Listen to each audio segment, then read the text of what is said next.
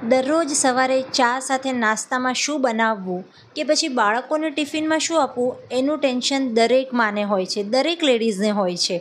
આજે હું આનું જ સોલ્યુશન લઈને આવી છું. Hello friends, welcome to test temptation Gujarati. આજે આપણે બનાવીશું કાચા બટેટામાંથી ફક્ત 5 થી 7 મિનિટમાં એક સરસ મજાનો નાસ્તો જે બહારથી ક્રિસ્પી અને અંદરથી એકદમ સોફ્ટ બનવાનો છે. સોસ હોય, ચટણી હોય કે ચા હોય, બધા સાથે જ ટેસ્ટી લાગે એવો છે. અને બિલીવ મી ફ્રેન્ડ્સ, આખો વિડીયો જોજો. પ્રોપર તમને આમાં ડિટેલ સાથે દેખાડ્યું છે ને જરાય આ તેલ નથી પીતું, ઓઇલ ફ્રી જેવું જ છે ઓલમોસ્ટ. તમને મેં આગળ પણ દેખાડ્યું, હાથમાં જુઓ તેલ નથી ચોંટેલું અને એકદમ સરસ જુઓ છે ને, એકદમ અંદરથી એકદમ લચ્છેદાર બટેટા દેખાય છે ને, સરસ આપણા બટેટા ચડી જાય છે ને. ફક્ત 5 થી 7 મિનિટમાં ઓછા મસાલામાં આપણે આને તૈયાર કરવાના છીએ. રેસીપી એટલે કે વાનગી પસંદ આવે તો લાઇક, શેર, કમેન્ટ્સ કરવાનું ન ભૂલતા. ચેનલ પર પહેલી વાર આવ્યો છો તો સબસ્ક્રાઈબ કરીને બેલ આઇકન દબાવી ઓલ સિલેક્ટ કરજો. તો ચાલો વિડીયો શરૂ કરીએ. મેં અહીંયા 1.5 જેવું જ બટેકું લીધું છે, એક નાની સાઇઝનું, એક મીડિયમ સાઇઝનું. એટલે 1.5 જેવું બટેટું છે. છોલીને એટલે કે છાલ ઉતારીને બટેકોને પાણીમાં રાખ્યું છે જેથી કાળું ન પડી જાય. હવે આ નાની આપણી ચીઝની જે છીણી હોય છે ને એનાથી જ છીણવાનું છે જેથી બટેકા આપણા જલ્દી ચડી જાય. તમે ચાહો તો થોડી મોટી છીણીથી કરી શકો છો જો આ ન હોય તો, પણ બને ત્યાં સુધી નાના એના લચ્છા કરવા જેથી કરીને જલ્દી ચડી જાય. તો અહીંયા આપણે આને પાણીમાં જ આના લચ્છા કરીશું જેથી કરીને બટેટા કાળા ન પડે. તો અહીંયા જુઓ, પહેલી વખત જ્યારે બટેટા નાખશો ને તો આવું સફેદ પાણી આવશે. 4 પાણી આને ધોઈ લેવાના છે અને ધોઈને નીચોવી લેવાના છે. તો બટેટાના છીણને મેં 4 પાણીએ ધોઈ લીધું છે એટલે એનું બધું સ્ટાર્ચ નીકળી ગયું છે અને સરસ આવો એનું છીણ તૈયાર થઈ ગયું છે. હવે આના અંદર આપણે બાકીની વસ્તુ એડ કરી દઈએ. એકદમ નાની સાઇઝનો કાંદો હતો ઝીણો સમારેલો, તે નાખ્યો છે. એક મોળું મરચું છે એ નાખ્યું છે. આની જગ્યાએ તમે કેપ્સિકમ પણ લઈ શકો છો. સાથે જ થોડી કોથમીર નાખીશું ઝીણી સમારેલી. હવે મસાલા કરી લઈએ. મસાલા પણ ખૂબ જ ઓછા આમાં પડવાના છે. 2 ચપટી જેટલી એટલે 1/4 ચમચી જેટલી આપણે હળદર નાખી છે. 1 નાની ચમચી જેટલો ગરમ મસાલો નાખીશું અને મીઠું નાખીશું સ્વાદ પ્રમાણે. તો અહીંયા મેં મીઠું પણ લઈ લીધું છે સ્વાદ પ્રમાણે. મીઠું સાચવીને વાપરજો. બટેટાની ક્વોન્ટિટી અત્યારે દેખાય છે એના કરતાં ઓછી થઈ જાય છે એટલે મીઠું સાચવીને વાપરવું. અહીંયા મસાલા પણ આપણા થઈ ગયા છે. ઉપરથી થોડું જીરું નાખી દીધું છે. આની જગ્યાએ તમે શેકેલા જીરાનો પાવડર પણ લઈ શકો છો. મેં આખું જીરું લીધું છે અને એ પણ શેક્યા વગરનું છે. હવે સાથે અહીંયા લોટ નાખીશું બાઇન્ડિંગ માટે. તો અહીંયા સૌથી પહેલાં મેં 2-2.5 ચમચી જેટલો ચોખાનો લોટ લીધો છે. ચોખાનો લોટ, દરેક લોટ તમને જણાવતી જઈશ શું કરે છે. ચોખાનો લોટ ક્રિસ્પી કરશે, ચણાનો લોટ બાઇન્ડિંગ આપે છે. તો 2-2.5 ચમચી જેટલો ચણાનો લોટ પણ નાખ્યો છે. અને સૌથી મેઇન જે તેલ નહીં પીવા દે એ છે આપણો કોર્નફ્લોર. અહીંયા 1 ચમચી હું કોર્નફ્લોર પણ એડ કરી રહી છું. તો આ જો 1 ચમચી મેં કોર્નફ્લોર નાખ્યું છે. કોર્નફ્લોર તમે જ્યારે પણ કોઈ ભજીયામાં કે કોઈ પણ આ રીતની તળવાની વાનગીમાં જ્યારે 1 ચમચી કોર્નફ્લોર નાખી દો તો બિલકુલ તમારી જે વાનગી છે તેલ નહીં પીવે, એની મારી ગેરંટી છે. હવે અહીંયા આપણે આને મિક્સ કરીશું. આમાં પાણીનું એક ટીપું પણ નથી નાખવાનું, કોઈ મોણ નથી નાખવાનું.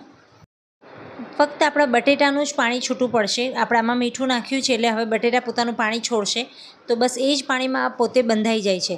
જ્યારે તમને આવું કોરું લાગે ને તો આને 5 થી 7 મિનિટ માટે છોડી દેજો. 5 મિનિટ જ છોડજો, વધારે નહીં તો બહુ ઢીલું ઢીલું જ થતું જશે. બટેટા બહુ જ પાણી છોડવા માંડે છે એટલે આને ફક્ત 5 મિનિટ કે 2 મિનિટ 3 મિનિટ તમે ચેક કરતા રહેજો. 2-3 મિનિટ પછી પણ જો તમને લાગે કે બરાબર થઈ ગયું છે તો કરવા માંડજો આગળનું પ્રોસેસ. પણ અહીંયા હું આને 5 મિનિટ માટે રેસ્ટ આપીશ. અને અહીંયા આપણે આને જો અત્યારે કોરું કોરું દેખાય છે ને, હવે ફક્ત 5 જ મિનિટમાં તમે જોજો કે આ કેવું થઈ જાય છે. તો હવે આને હું 5 મિનિટ પછી જુઓ તમને દેખાડી રહી છું. આ જુઓ ધીમે ધીમે બાઇન્ડિંગ આવી પણ ગયું છે. જુઓ હવે આપણે તેલને મૂકીશું એટલે ઓર આપણી 2-3 મિનિટ જતી રહેશે તો ઓર વધારે ઢીલું થવા લાગે છે. તો બસ તમે ઓલમોસ્ટ સમજો ને, તેલ બેલ બધું મૂકીને ગરમ કરવા મૂકો, બધું થઈને 5 જ મિનિટનો રેસ્ટ આપજો, એનાથી વધારે રેસ્ટ નહીં આપતા. અહીંયા મેં એક પેન લીધું છે. પેનના અંદર આપણે ગેસ ચાલુ કરી દીધો છે. પેનમાં આપણે તેલ લઈશું. તેલ પણ આપણે ખૂબ જ ઓછા પ્રમાણમાં લેવાનું છે. આ વાનગી એકદમ ઓછા તેલમાં અને ઓછા મસાલામાં તૈયાર થાય છે એટલે એક હેલ્ધી વાનગી છે.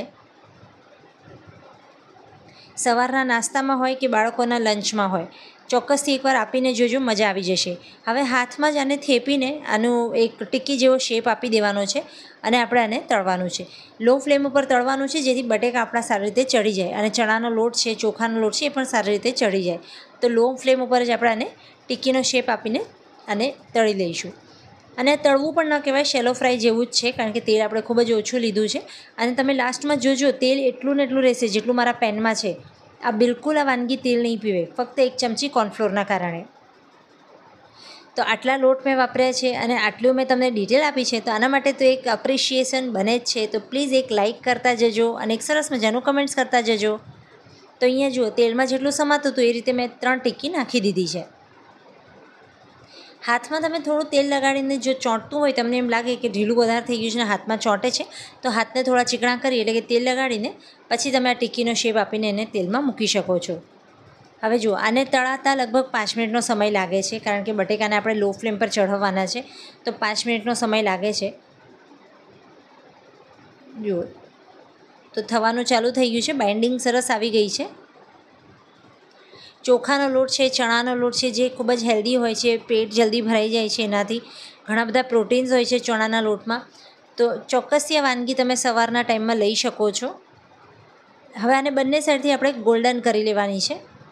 તો જુઓ, સરસ મજાની ગોલ્ડન થઈ ગઈ છે. તેલ જુઓ, તમે જોઈ શકો છો, તેલ હજુ પણ ક્વોન્ટિટી એટલી ને એટલી છે. આ જુઓ કેટલું પરફેક્ટ દેખાય છે, કલર કેટલો સરસ આવ્યો છે. અત્યારે મારા કેમેરા ઉપર ધુમાડો ખૂબ જ વધારે ઉડે છે, એટલે તમને એકદમ કદાચ ક્લીન નહીં દેખાય. ખબર નહીં આ ગેસને ધુમાડો મારા કેમેરા બાજુ જ કેમ ફેંકવો હોય છે. તો જુઓ કેટલા સરસ દેખાય છે.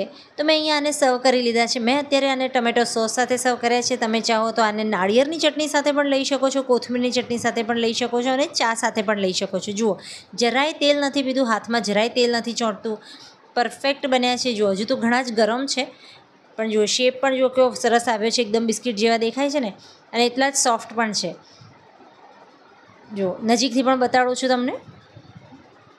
આ ઠંડા થયા પછી પણ એટલા જ સરસ લાગે છે, આટલા ટેસ્ટી લાગે છે, અને ઓછા મસાલા છે એટલે બાળકોને પણ ખાવામાં વાંધો નહીં આવે. ચાલો, એક પીસ હું તમને તોડીને પણ બતાડું છું. જે ઠંડુ થવા આવ્યું છે એ પીસને જ હું તોડું છું. જુઓ કેટલું પરફેક્ટ છે. આ બહારનું જે પડ છે ને એ હલકું ક્રિસ્પી અને અંદરથી એકદમ સોફ્ટ છે ને એકદમ સરસ મજાનું. તો આઈ હોપ આજની આ વાનગી તમને પસંદ આવી હશે. પસંદ આવી હોય તો લાઇક, શેર, કમેન્ટ્સ કરવાનું ભૂલતા. મળીએ નવી વાનગી સાથે. ત્યાં સુધી આવજો.